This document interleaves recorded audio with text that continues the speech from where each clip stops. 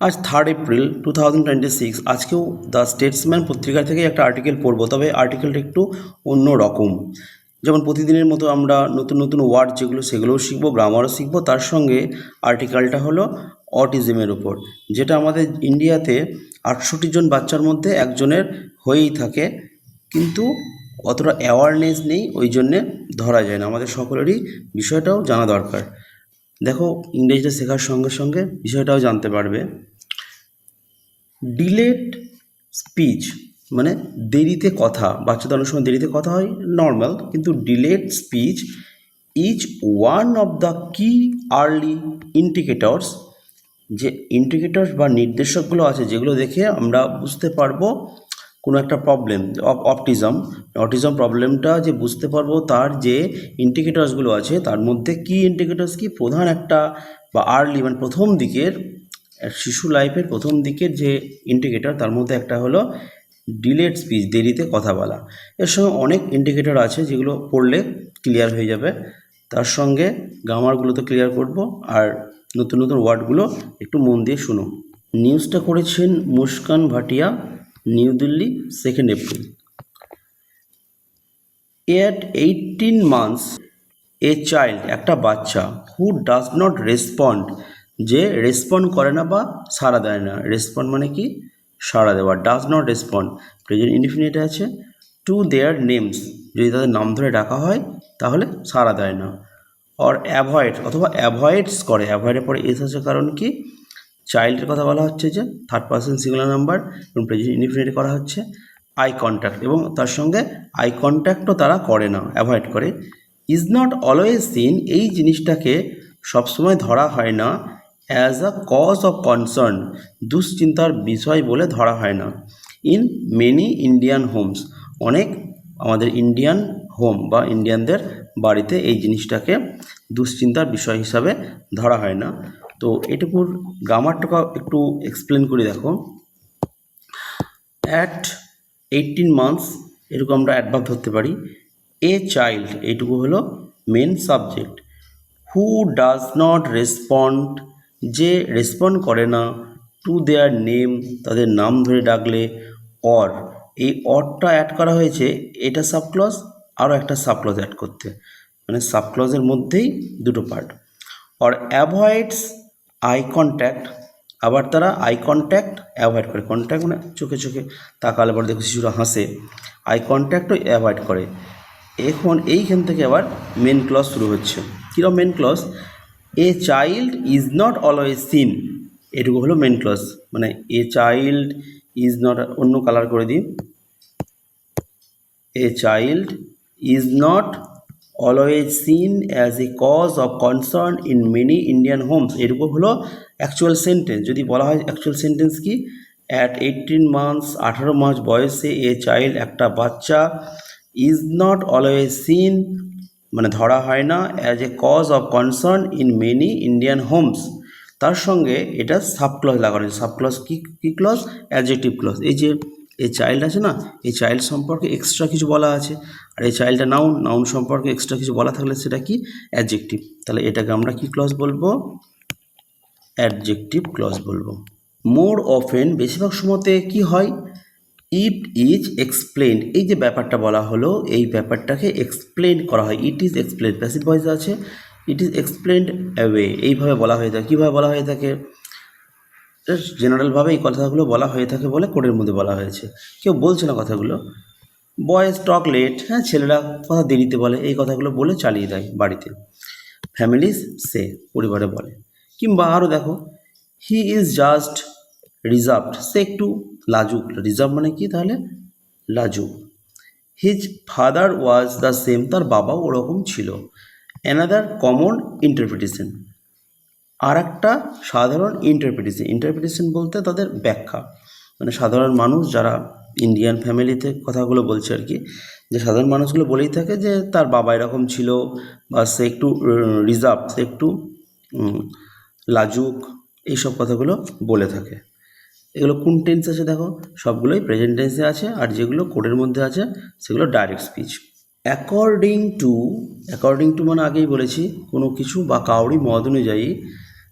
Developmental expert বলতে এখানে doctor বলতে পারো, আর ডেভেলপমেন্টাল এক্সপার্ট বলতে যারা মানুষের বা বাচ্চার কীভাবে ডেভেলপ হচ্ছে সেই ডেভেলপমেন্টাল এক্সপার্টের মত অনুযায়ী দিস এভরিডে রিঅ্যাসুরেন্স, এই প্রতিদিনের যে আশ্বাস বাণী, এই বাচ্চাটা একটু লাজুক, কিংবা যদি বলা হয় বাচ্চাটা যে ওর বাবা দেরিতে কথা বলেছে, ও দেরিতে কথা বলবে, এই যে রিঅ্যাসুরেন্স বা আশ্বাসগুলো মে বি কোয়াইটলি, হয়তো হতে পারে চুপচাপ, কি করছে, ডিলেইং, দেরি করে দিচ্ছে, ক্রুশিয়াল মানে খুবই ইম্পর্টেন্ট, অটিজম ডায়াগনোসিস অ্যাক্রস ইন্ডিয়াতে বাচ্চাদের যে ডায়াগনোস করা হচ্ছে অটিজমের, সেটা ডিলে করে দিচ্ছে।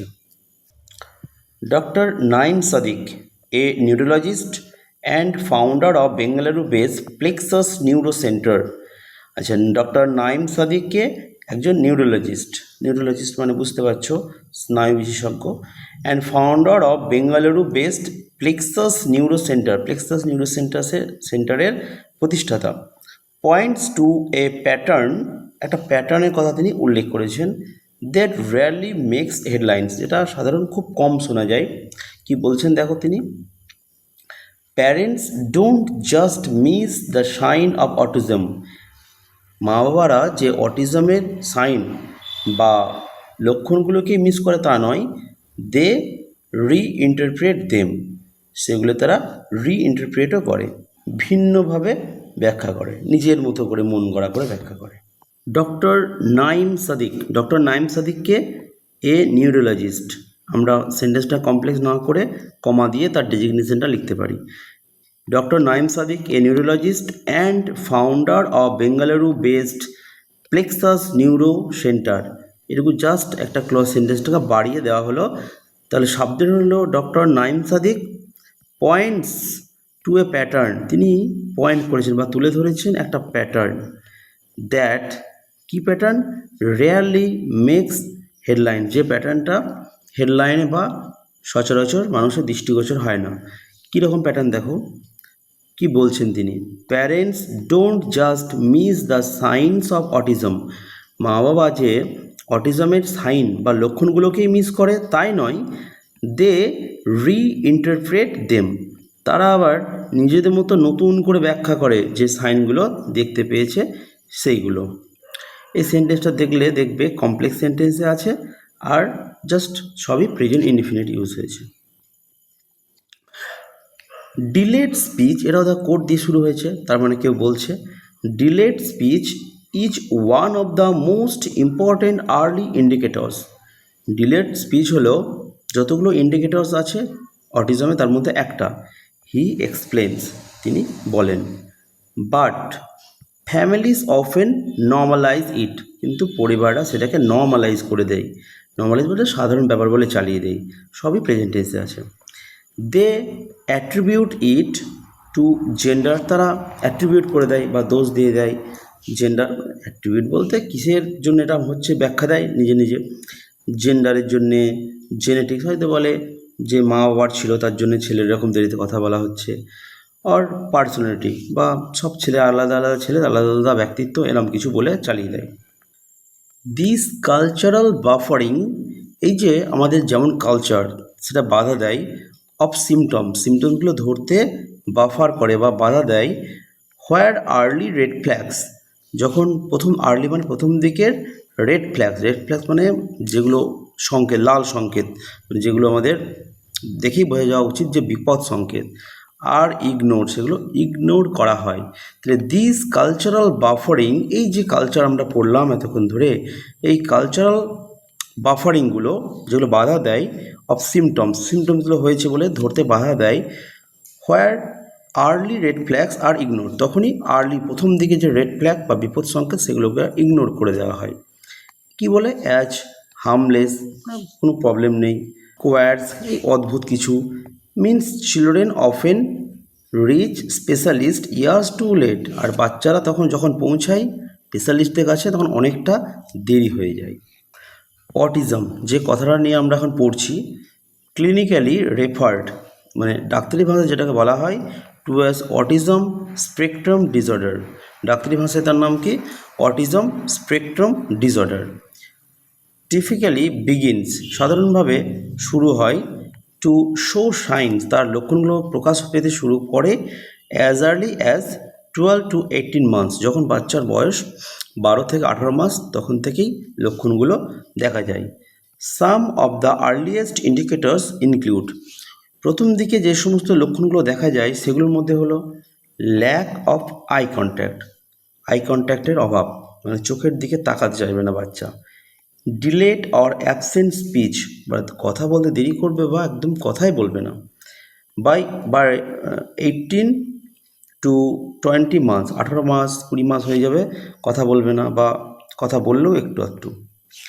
লিমিটেড সোশ্যাল, লিমিটেড মানে খুব অল্প মাত্রায় সোশ্যাল ইন্টারাকশন, সোশ্যাল ইন্টারাকশন বলতে তার বন্ধুদের সঙ্গে খেলাধুলা, এইগুলো interaction. Or preference for isolation, আর কি করবে? প্রেফার করবে তারা বা পছন্দ করবে আইসোলেশন, আইসোলেশন মানে একা থাকা। এই প্রিফারেন্সটা নাউন ফর্ম আর আইসোলেশনটাও noun form.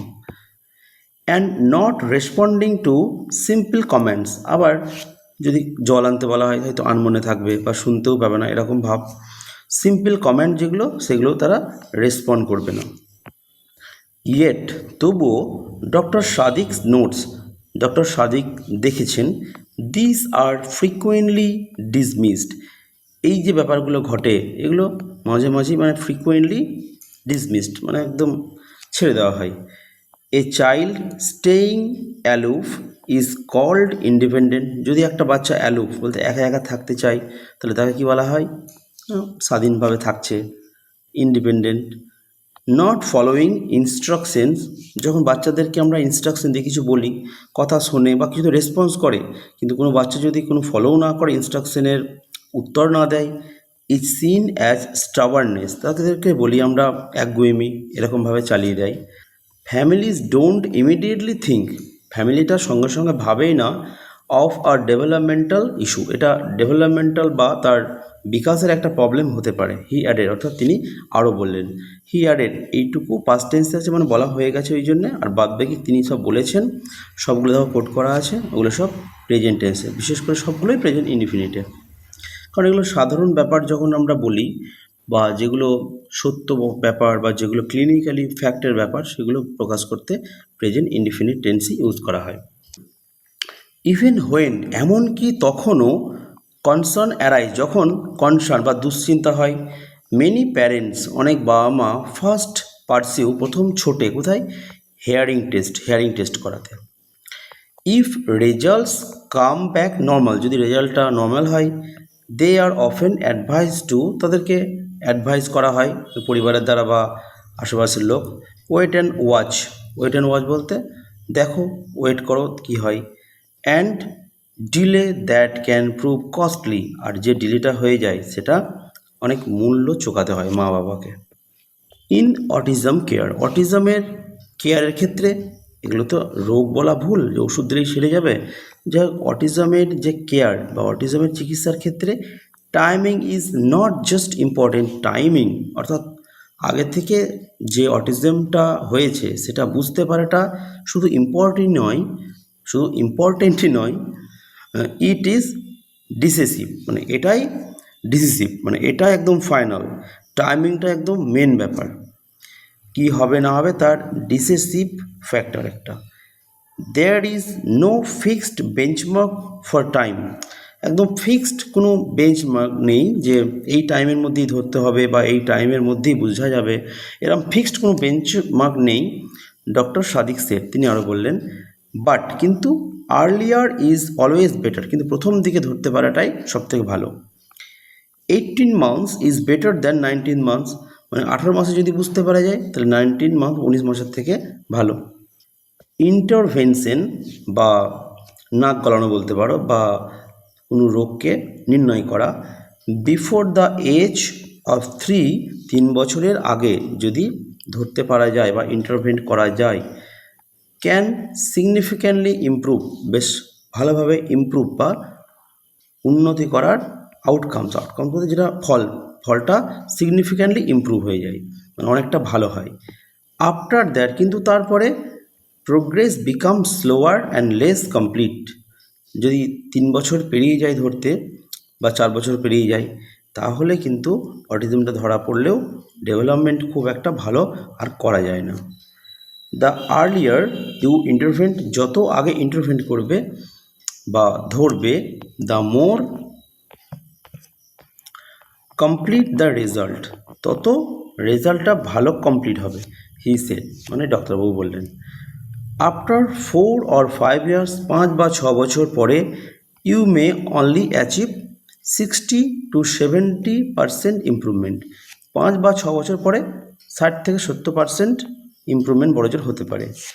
This is because, আর এই যে দেরি করলে অসুবিধা হয় সেটা কারণটা কি? Early childhood is a critical period. Early childhood একটা ক্রিটিক্যাল বা গুরুত্বপূর্ণ সময় ফর ব্রেন ডেভেলপমেন্ট, ব্রেনের ডেভেলপমেন্টের জন্যে। হোয়েন, যখন three piece can more effectively save communication, behaviour and sensory response, তখন কি হয়? বেশি ইফেক্টিভলি বা কার্যকরী হয়, সেভ দেয়, সেভ মানে একটা রূপ দেয়, ভালো রূপ দেয়। কমিউনিকেশন, প্রবলেমটা কি হয় অটিজমে? কমিউনিকেশনের প্রবলেম হয়, কথাবার্তা ঠিক করে বলতে পারে না। বিহেভিয়ার বা তাদের আচরণগত যে প্রবলেম সেগুলোও ক্লিয়ার হয়। And sensory response, sensory response মানে কেউ ডাকলে পরে হয়তো সাড়া দিল, কিংবা কীভাবে লিখতে হবে, হাতে পেন ধরা, এই সমস্ত ব্যাপারগুলো সেন্সরি রেসপন্সগুলো ঠিকঠাক হয়। Contrary to popular belief, popular belief মানে সবাই যেটা বিশ্বাস করে তার বিপরীত, যেটা কন্ট্রারি মানে হচ্ছে বিপরীতে। Autism treatment is not about medication. Autism কিন্তু ট্রিটমেন্টটা মেডিকেশন বা ওষুধ দিয়ে ঠিকঠাক হয় না, মানে ওষুধ দিয়ে হয় না, বাট কি থেরাপি, শুধু থেরাপি, স্পিচ থেরাপি বা তোমার ফিজিওথেরাপি, এই সমস্ত থেরাপি লাগে, স্পেশালি কাস্টমাইজ থেরাপি। আর সকলেরই কিন্তু থেরাপি এক নয়, সকলেরই আলাদা আলাদা থেরাপিও লাগবে। যেমন বলে দিচ্ছি দেখো, নো টু চিলড্রেন, দুজন বাচ্চা কখনো এমন হবে না, উইথ অটিজম, দুজন বাচ্চার যদি অটিজম থাকে, আর দ্য সেম, একই রকম কখনো হবে না। ডক্টর সাদিক এমফেসাইজেস, তিনি জোর দিয়ে বলেছেন। So therapy cannot be uniform, তাই থেরাপি কোনো সময় একই রকমই হবে না। ঠিক আছে, আর একটু থাকলো, তোমরা একটু পড়ে নাও এটুকু, ওকে? আর অনেকটা ভিডিওটা বড় হয়ে যাচ্ছে, আমি চাইছি না যে আর বড় করতে। ঠিক আছে, প্রতিদিনই তো একটা করে আর্টিকেল পড়ছি, আর তোমরা রেগুলার আর্টিকেলগুলো শুনতে থাকো। দেখো, নিজের অজান্তে অর্থাৎ সাবকনশিয়াস মাইন্ডে ইংরেজিটা অটোমেটিক ক্লিয়ার হয়ে যাবে, তোমাদের আস্তে আস্তে ভোকাবুলারি বেড়ে যাবে। আর গ্রামার, সবগুলো গ্রামার তো সবসময় বলা যাচ্ছে না, প্রতিটা সেন্টেন্সে সব গ্রামার তো ক্লিয়ার করা সম্ভব নয়, কিন্তু যখন যেটা করবো দেখবে আস্তে আস্তে আস্তে আস্তে ব্রেন সবগুলো আমাদের সাজিয়ে নিচ্ছে, ওকে? আর চ্যানেলটা সাবস্ক্রাইব করে রাখো, তাহলে পরের ভিডিওগুলো পেয়ে যাবে।